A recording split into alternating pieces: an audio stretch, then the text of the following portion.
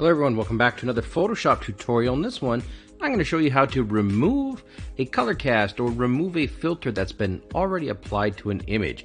Here we go. I've got this cute puppy dog, but you can see that a greenish color cast or a tint has been applied. There's been a green filter applied to it. And there's multiple ways to do this. You can go in and make adjustment layers and all those funny things. But watch this. I'm going to show you the new way with AI. You go up to the top here. And let's select the top layer, filter, and then go to neural filters. When you're in neural filters, you're going to get a whole bunch of choices.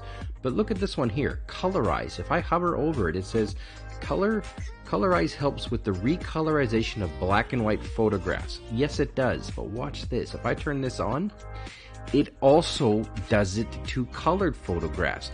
You can already see that I've removed pretty much the entire filter just like that. And if I don't get it 100% correct, you'll see here I can do things like reduce the saturation. For example, I can maybe put some blue in it. I could take some yellow. I could take a little bit of the green out.